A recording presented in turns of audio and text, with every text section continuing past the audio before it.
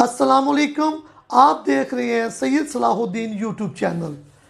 आपसे दरख्वास्त है कि इस चैनल को सब्सक्राइब करें, लाइक और शेयर ज़रूर कीजिएगा। आज हम खान साहब की सियासत पे बात करेंगे और उसके अंजाम की बात करेंगे। खान साहब ने वज़ीर आज़म बनने से पहले इस कौम से बड़े वादे किए थे, उनमें से चंद वादों का हम जिक्र करेंगे। खान साहब ने कहा था कि मैं लाखों लोगों को नौकरियां दूंगा, लाखों घर दूंगा, पाकिस्तानी पासपोर्ट की इज्जत होगी। 90 दिन के अंदर पाकिस्तान की तकदीर बदल देंगे। ये कर्जे वगैरह उतर जाएंगे, बाहर से डॉलर आएंगे और ये कर्जे उतर जाएंगे। हर चीज़ अपने कंट्रोल में हो जाएगी, चूँकि कप्तान आ गया है और कप्तान ठीक है, मुल्क का वज़ीर आज़म ठीक है, तो नीचे वाली कबीना का कोई कसूर नहीं, वो ऑटोमेटिकली ठीक हो जाती है। तो जब कप्तान ही गलत है तो फिर नीचे वाली टीम भी गलत है। ये खान साहब ने कहा था। मैं IMF के पास नहीं जाऊंगा, अगर मैं जाऊंगा तो खुदकशी कर लूँगा। ना तो खान साहब ने खुदकशी की, पता नहीं कितनी मरतबा चले गए IMF के पास, ना बेरोज़गारी कंट्रोल हुई, कोई मामला ठीक नहीं हुआ। अब खान साहब को पता था इन सारी चीज़ों का, बड़ा बखूबी इल्म था इन चीज़ों का। उन्होंने सोचा कि यार ये तो गले में, बल्कि शेख रशीद जैसे लोगों ने कई प्रेस कॉन्फ्रेंसों के अंदर कहा कि हमारा मौजूदा मसला जो है वो बेरोज़गारी है, गुर्बत है, महंगाई है। और खान साहब को भी पता था। इधर से अपोजिशन ने लोहे को गर्म देखते हुए अदम एतमाद की तहरीक जमा करा दी। वैसे वो कई सालों से इसकी तैयारी कर रहे थे। बहरहाल जब उन्होंने देखा कि कौम अब खिलाफ है, उन्होंने मौके को गनीमत समझा। तहरीक अदम एतमाद जमा हो गई। तहरीक अदम एतमाद के साथ कुछ हुआ वो आपको पता है, उसके ऊपर हम नहीं जाएंगे। लेकिन खान साहब ने कहा कि तहरीक अदम एतमाद भी जमा हो गई है और इसने कामयाब भी हो जाना है। उसकी वजह यह है कि मेरे अपने ही बंदे मुनहरफ हो चुके हैं, मुझे छोड़ रहे हैं, इत्तेहादी मुझे छोड़ रहे हैं। तो कुछ ऐसी सियासत की जाए कि ये सियासत का पाकिस्तान में रंग ही बदल दिया जाए। इतने मैं यू टर्न लेता हूं तो कोई ऐसा यू टर्न लूं कि लोग ये भूल जाएं क्या हुआ क्या नहीं हुआ। तो खान साहब ने ऐसे ही किया। उन्होंने कहा यह अदम एतमाद अमेरिका की बहुत बड़ी साजिश है और इस साजिश के पीछे ना सिर्फ अमेरिका है बल्कि यूरोपीय यूनियन भी है। उसकी वजह यह है कि मैं रशिया गया और जिस दिन ये बंदा गया है पूरी दुनिया इसकी मुखालफत कर रही थी कि रशिया गलत है, रशिया को ऐसे नहीं करना चाहिए। लेकिन इस बंदे का बहरहाल अपनी सियासत उसकी, ये वहाँ गया, इसने उसी चीज़ को प्लेटफॉर्म बना लिया कि जी वो चूँकि मैं रशिया गया हूँ और अमेरिका ने मुझसे अड्डे मांगे थे कभी, तो मैंने उनको एब्सोल्यूटली नॉट कहा। और तहरीक अदम एतमाद तो है ही इसी वजह से, चूँकि 7 तारीख को हमें मरासला मिला था और 8 तारीख को तहरीक अदम एतमाद जमा होगी। तो लिहाजा ये तो मेरे खिलाफ बहुत बड़ी साजिश है, जिस तरह भट्टो के खिलाफ हुई थी। लेकिन इमरान खान को ये नहीं पता कि भट्टो रोज़ रोज़ पैदा नहीं होता, कैद आज़म रोज़ रोज़ पैदा नहीं होते, अल्लामा इकबाल रोज़ रोज़ पैदा नहीं होते। उनके नसीब उनके साथ, उनकी इज्जत उनके साथ। खान साहब मैं आपको बताता जाऊं, भट्टो बनने के लिए 1973 का आइन देना पड़ता है पाकिस्तान को, एटमी ताकत बनाना पड़ता है, एटम बम देना पड़ता है पाकिस्तान को, और आखिरकार अपनी जान का नजराना भी देना पड़ता है। और आपने इन तीनों में से कोई काम किए? ना तो मुल्क की तकदीर संवारी, ना भट्टो जैसा कोई काम है आपके अंदर। लेकिन शौक तो है, ख्वाहिश तो कर सकते हैं आप, ख्वाहिशों पे पाबंदी नहीं है। तो खान साहब ने बड़ी खूबसूरती से अपने वर्करों को, अपने कारकुनों को ये चीज़ उनके दिमागों में बिठा दी कि पाकिस्तान के ख़िलाफ़ साजिश हो रही है।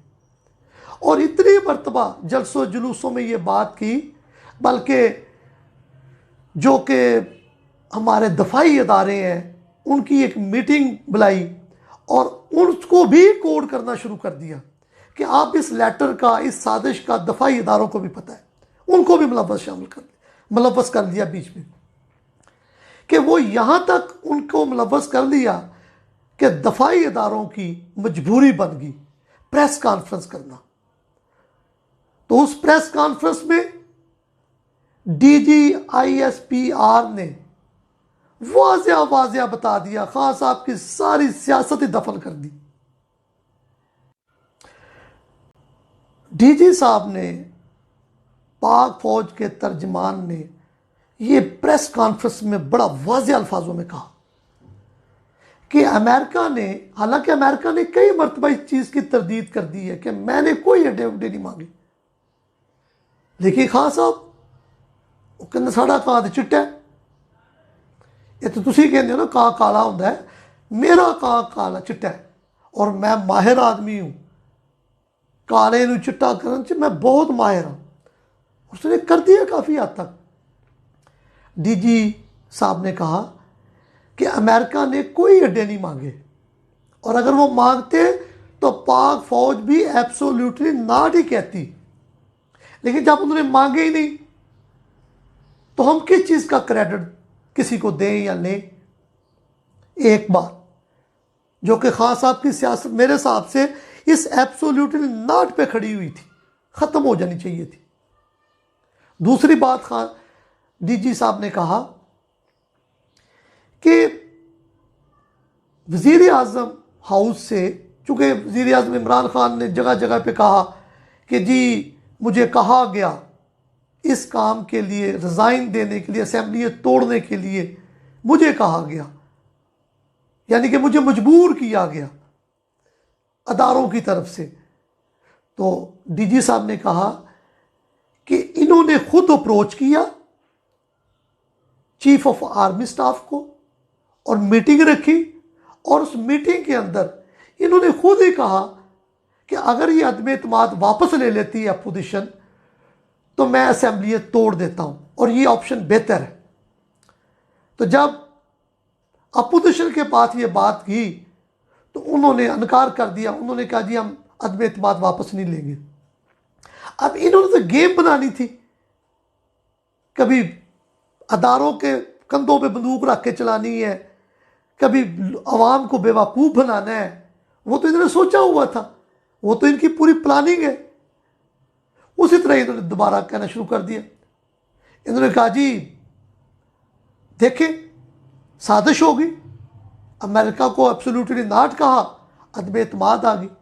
हालांकि आम थोड़ा सा देखें जी, हमें तो ये देखना है कि हम पाक फ़ौज जो है उससे मुखलस, पाकिस्तान में अल्लाह की ज़ात के बाद पाकिस्तान में पाक फ़ौज का एक अपना मर्तबा है, मकाम है, इज़्ज़त है।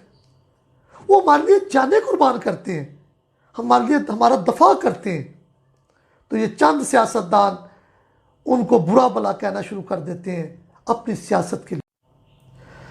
वज़ीर आज़म की सियासत, इमरान खान की, साबका वज़ीर आज़म की, तकरीबन दो चीज़ों के ऊपर टिकी हुई थी। एक, अमेरिका को एब्सोल्युटली नॉट कहा और अवाम से कहा जा रहा है कि मैं पाकिस्तान को खुददार बनाना चाहता हूँ, ग़ुलाम नहीं। और दूसरा, ये जो तहरीक अदम एतमाद है ये एक साजिश है। और तीसरी बात और है कि अदलिया पे भी कोई यकीन नहीं है, अदलिया पे भी कोई भरोसा नहीं है।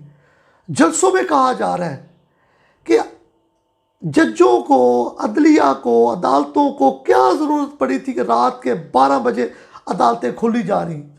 ओ खुदा के बंदो, जब तुम एक अदली अदालतों ने एक फ़ैसला दे दिया है कि आज वोटिंग होनी है और तुम उसको रेंग रहे हो, जलील कर रहे हो, उनके बयानात को हुक्मदुलिये कर रहे हो और करते करते करते रात के तुमने 12 का टाइम कर दिया है। और फिर तुम्हारे वो जो डिप्टी स्पीकर है उन्होंने फिर भी कहा जी मैं नहीं मानता, लिहाजा जो अपना इनके स्पीकर हैं सरदार अय्याज सादक साहब वो इसकी चेयरिंग करें। तो ऐसे ही हुआ। तो जब आप अदलिया की बात नहीं मानेंगे, अदालतों का एहतराम नहीं करेंगे, तो उन्होंने तो अपने जो ऑर्डर किए होते हैं उनको जलील करा लें आपकी खातर। ऐसा नहीं होता।